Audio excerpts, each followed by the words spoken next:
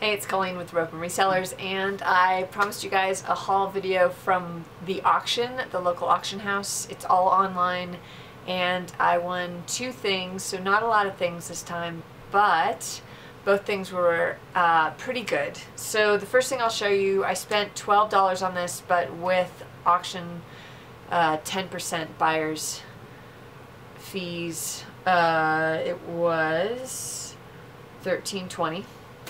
So I got a bunch of board games, and I thought they were going to be better. I know I've had this one before. This is the match game. It's a vintage one, but there's so many of them out there that it's only worth like 10 bucks. So there's that. The other one I got was Special Agent by Parker Brothers. It's fairly complete. Remember when you take pictures of these things that you set it up so that it looks like someone's playing the game. But there's the board, and all the little pieces are in there. So this one's fairly complete. That one I'll probably get 10 to 15 on it. There's also a lot of those as well. This one was more rare. It's out of Canada. It's called Project KGB. There were two versions. There's a KGB and there's a CIA.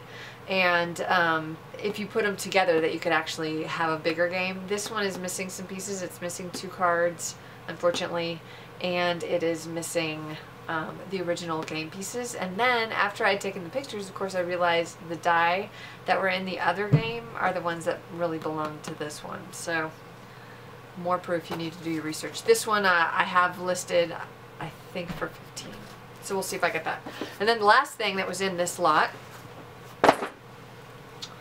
was, and I didn't even know that. I bought this for those games. There was also a telescope and a foot pump, a vintage bike pump, and that thing was, it didn't even have the hose, so I just donated it. And I donated the telescope. They were from Kmart from like the 1970s, so they weren't all that great, but I got Midge, and she is stamped on the back, and it says Midge 1962, but she's actually from 63 or 4.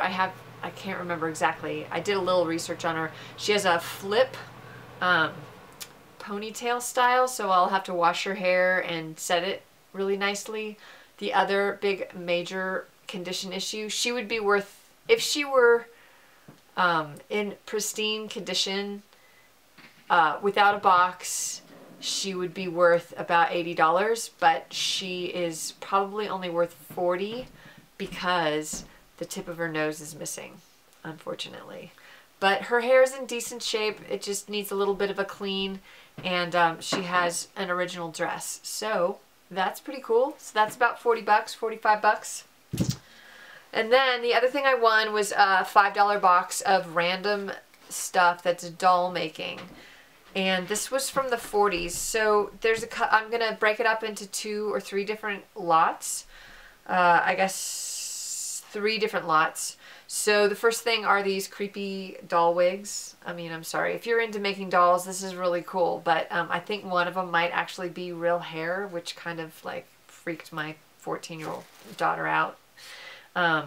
Actually, both my daughters were like, ew. But it has a little celluloid doll, and I don't know if that's worth anything. But I was just going to lot the wigs, and then there's also all this fabric and some patterns. So I know this fabric is probably from the 1940s as well, and there may be a doll maker that would be interested in the wigs and all the patterns and everything together. So I was going to ask like 20 bucks for all of that as a lot.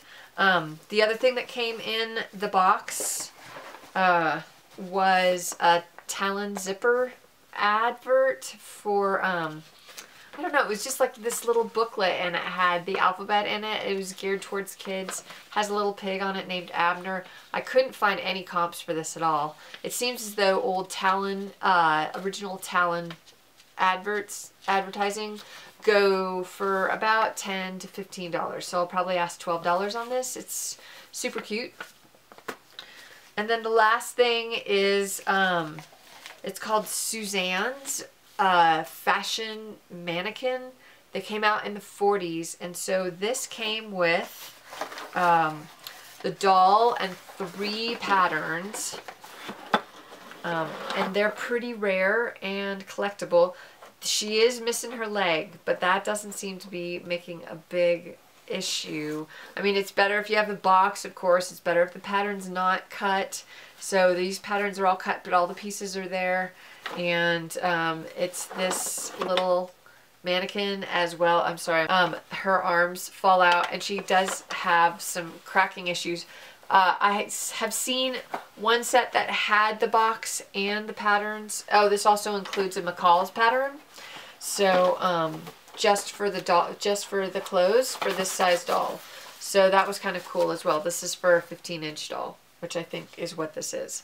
So anyway, this whole lot, I've seen this lot in a little bit better condition. The doll was in better condition. Go for $270, I think, on WorthPoint, but that was back in 2016 or 15, so that's been a few years.